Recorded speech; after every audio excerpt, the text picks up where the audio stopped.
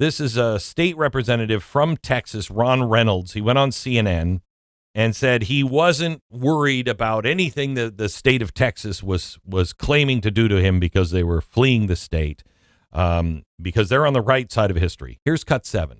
I'm not worried about Governor Abbott's threats of going to jail or a $500 a day fine, because we're standing on the right side of history, making our own good trouble to fight to preserve and protect our democracy. We're on the right side of history. We're not beholden to the MAGA extremists that are trying to disenfranchise Black and brown communities. We're doing everything we can to protect Texans. And so we're not going to cower to Governor Abbott's veiled attempts of putting us in jail.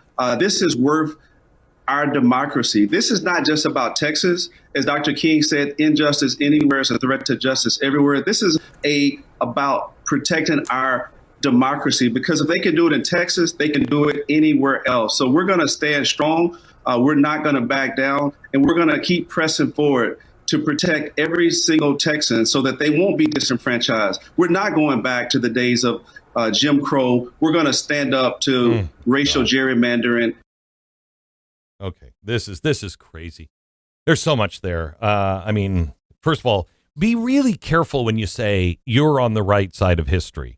I mean, I don't know about you, but I question all the time, and I think this is really healthy. Am I on the right side of history? I don't know. I don't know what the answer. History will tell me the answer. Am I on the right side? Am I fighting for the things that are right, correct, eternally true, and righteous? I don't know. I mean, there are so many things that I go back and forth on that I just don't know. And I think that's really important to question yourself. So anybody when they are firm on, you're on the right side of history, we know, we don't question, we're on the right side of history. Really? Because you were the ones with ESG forcing people to follow these rules, like, there's no difference between a man and a woman, men in women's sports, men can have a baby. That really, that's not working out well. That you're on the side that Dr. Martin Luther King was wrong, that the color of the skin does matter. That was your position, and you said you were on the right side of history. I don't think you're on the right side of history on that one. It seems to be falling apart on you, because now you're quoting Dr. Martin Luther King. What I thought we didn't agree with Dr. Martin Luther King. I mean, that was your position 2 years ago. So when you listen to anybody who says they're on the right side of history, be very, very careful. The one thing that I am absolutely certain of, 100% certain of, is I'm not certain of anything. The more I learn, the less certain I become on certain things. Right side of history, I don't know. I'm going to do my best and let God sort it out at the end. I don't know. And then they say, if they can do this in Texas, if the Republicans can do this in Texas, they can do it anywhere.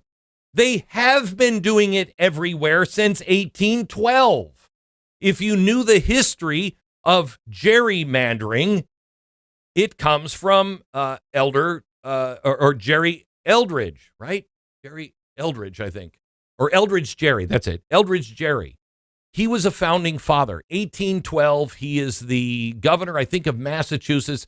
They start to draw these squiggly lines for the congressional map. It's later in the 1840s called gerrymandering. But that's how it started. They've been doing it forever.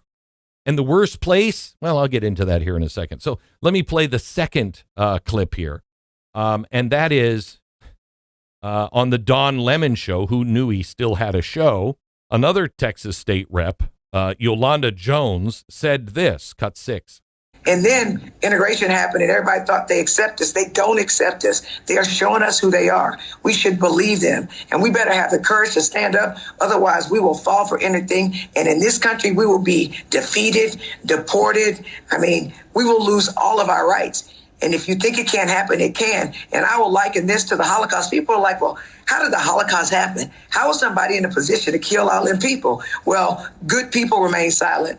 Or good people didn't realize that what happens to them can very soon happen to me or somebody I love. And so even if you made it, man, you have an obligation to help people who can't, because God forbid they end up targeting you.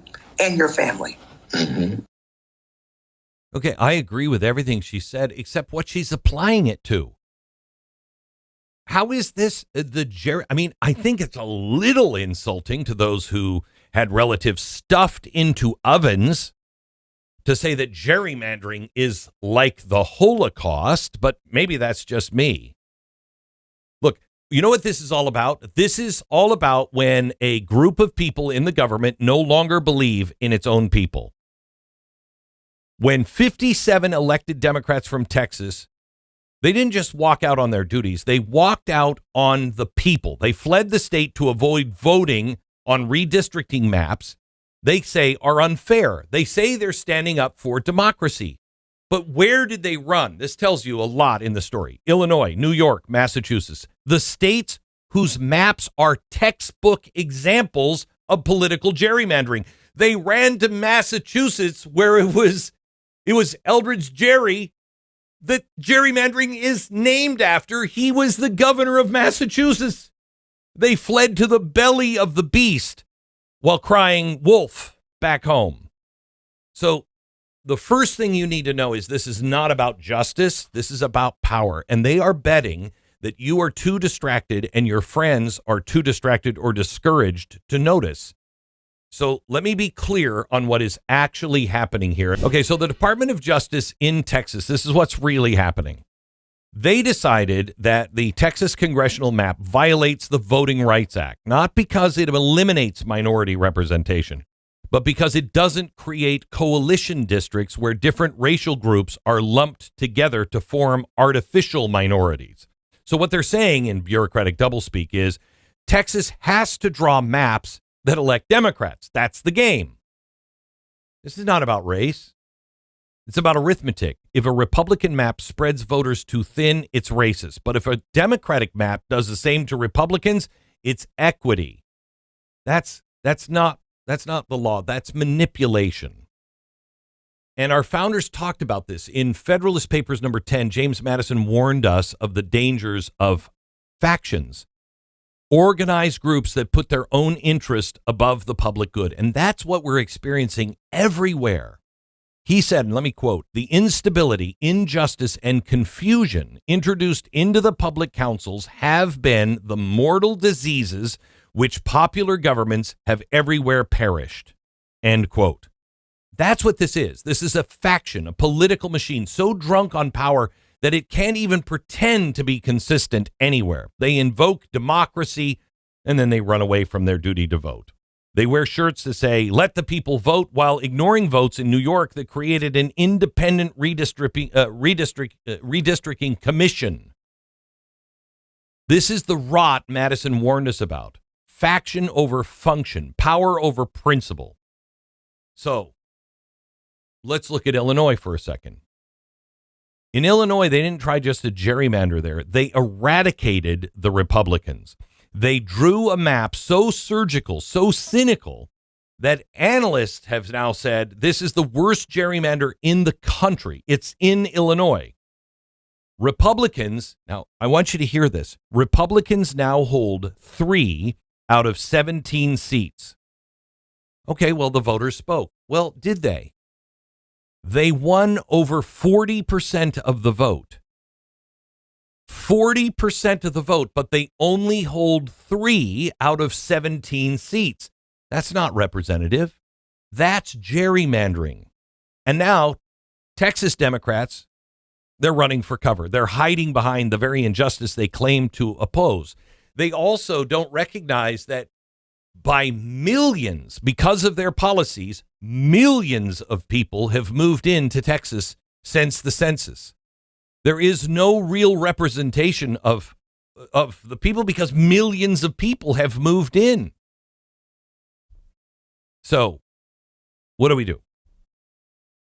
Well, this is something I think you're going to hear me talk about a lot lately is look to the future and rebuild. First thing we have to do is expose the hypocrisy on this, not with shouting, but with actual facts. You have to use your voice. You have to first teach what gerrymandering is. Okay, it is legal. I don't like it. I wish, I'm going to do a beach blackboard today. I don't have a blackboard anywhere near my house, but I do have a beach near my house. And I was out explaining this to somebody the other day, and I just took a stick and I wrote it out on the beach. And I'm gonna do this today because there is a way to fix this, but you have to share the map. You have to show the math because the truth still matters. We have to defend the Constitution, the 10th Amendment, state sovereignty. It's not a throwaway line. Texas has the right to draw the maps without DC micromanagement. Okay? They can draw the maps the way they want to draw the maps. The same thing with Illinois. They can draw the maps the way they want. It's not fair. I don't like it, but it is the law. Then we have to call for local reforms.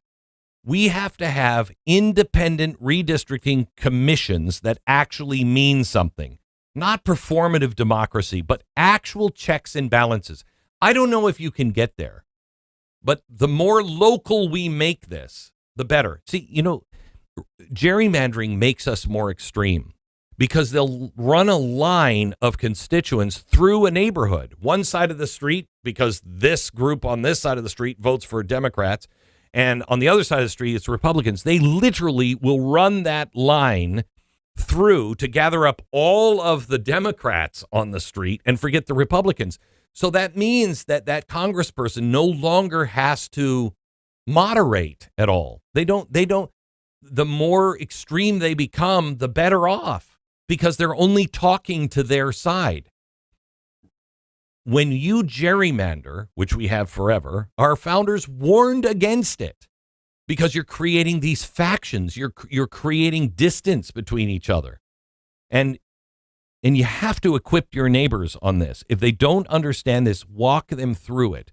Print the maps, compare the numbers, build an informed electorate. That's our job. That's our job. Nobody's going to do this for us. Don't look to the Republicans to do it. They're going to spin it their own way. And the other is refuse to retreat. If 57 lawmakers can run away from their posts, make sure everybody knows you're not going to run away from yours. We stay, we vote, we hold the line. This whole thing, everything we do today, everything in the news you see, this isn't about Epstein. This isn't about redistricting. This isn't about immigrants. This is about the restoration of trust. Trust. All of it. Can you trust the people who are redesigning the maps? No. Why? Because it's in their best interest to gerrymander. Well, I'm only doing it because they're doing it. Okay. Then maybe you do that, but let's work towards stopping this. Let's work towards a system where we don't gerrymander. Okay, but that's only going to be solved at the state level where it belongs. America can't survive a political class that lies with one face and governs with another. But it can survive if her people, the remnant of those who really understand America and understand our history, if we rise with open eyes, with strong backs and hearts grounded in principle, when we realize we're not powerless, we're not pawns, we're the ones with power, that's when everything will change. And I will tell you, I think I said this earlier today, I'm not sure where the storm is. I know the storm is on the beach. I know it's on shore. I just don't know what part of the storm is on shore. I don't know if we're hitting the worst part of it yet. I don't think so. But I know it's on shore now. We have to batten down the hatches and then start, piling supplies up. And I'm not talking about boards to board up the windows. I'm talking about